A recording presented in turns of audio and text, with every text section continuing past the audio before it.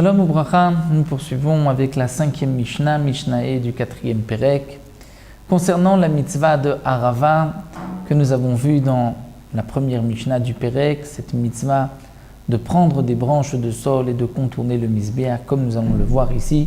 La Mishnah nous l'explique. Mitzvat Harava Ketzad. Comment on accomplit la mitzvah de Harava? Makom Ayale Matam Yerushalayim. Il y avait un endroit en bas de Yerushalayim, à l'entrée de Yerushalayim, Venikra Motza, qui s'appelait Motza. Pourquoi Motza? Parce que, d'après certains, il était exclu, Motza Mshani Yotzei, il était exclu de l'impôt. C'est-à-dire qu'il n'était pas nécessaire de payer des impôts à cet endroit-là, à Motza. Et donc c'est pour cela que l'endroit s'appelait Motza. Donc le Barthénora précise que pour la Harava qu'on prenait là-bas, on ne devait pas payer d'impôts au roi ou au gouverneur de l'époque. Donc à cet endroit qui s'appelait Motza, Yordim Lesham, on descendait là-bas de Yerushalayim, qui est toujours considérée comme la ville la plus haute, Umelaktim Misham Murbiot Shel Harava, et on ramassait, on cueillait de là-bas. Murbiot, ce sont des grosses branches de Harava, qui faisait, comme nous explique la Gemara et le Barthénora, 11 amot, à peu près 5-6 mètres de haut, et on les posait sur la base de Yesod du Mizbeach, et ainsi la branche de Harava recouvrait le haut du Mizbeach, était penchée une ama sur le Mizbeach. Ubaim vezokfim otam betzidei Mizbeach, et donc il venait et il posait la Harava sur les bords, les coins du Mizbeach, tout autour.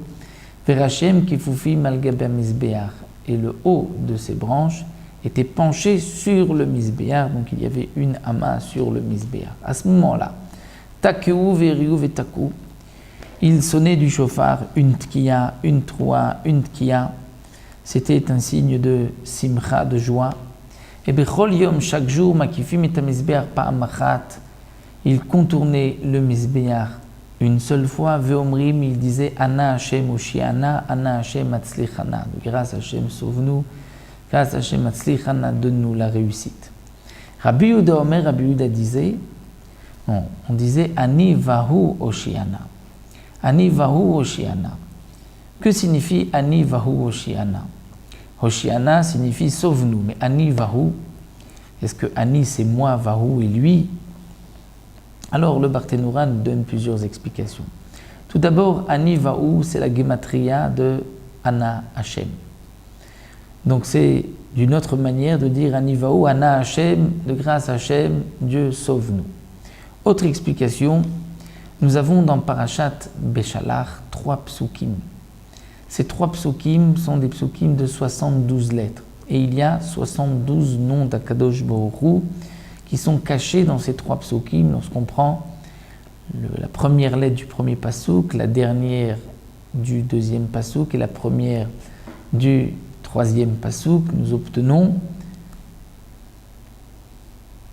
un mot de 3 lettres. C'est un des 72 noms d'Akadosh Baruch Hu, et ainsi de suite, avec la deuxième lettre, l'avant-dernière et la deuxième lettre du troisième pasuk. Et on arrive à composer 72 noms d'Akadosh Baruch Hu. Ani et Vahu sont 2 noms d'Akadosh Baruch Hu qui sont mentionnés dans ces psukim. Et donc Ani Vahu, c'est comme si on dit Hashem, Dieu, Hoshiana, sauve-nous. Autre explication que nous rapporte le Barthénora, Ani Vahu, c'est-à-dire moi, Ani, Vahu, c'est-à-dire celui qui est Ani Vehu Betzara, c'est-à-dire comme c'est marqué dans le pasuk, Imo Anochi Betzara, que lorsque le peuple souffre, Akadosh Baruch Hu souffre aussi avec nous. Donc là, c'est aussi une manière de dire Dieu qui souffre avec nous, Hoshiana, sauve-nous. Voto Hayom est le dernier jour, qui est le jour de Hoshana Rabbah, le 7e jour. Alors, Makifim et Mizbeach Sheva Peamim, il contournait le Mizbeach 7 fois. Donc chaque jour de Pessah, une seule fois, et le 7e jour, c'était 7 fois autour du Mizbeach. Beshaat Petiratan, au moment où ils quittaient le Mizbeach, où ils avaient terminé Maïn Omrim, qu'est-ce qu'ils disaient? Yofi lach Mizbeach. Dire ceci est joli à toi, Mizbeach. ou comme Rachid explique dans la Gemara, ce que nous faisons là, nous voulons entre guillemets t'embellir, c'est parce que toi, tu nous sers d'autel pour être pardonné de nos fautes.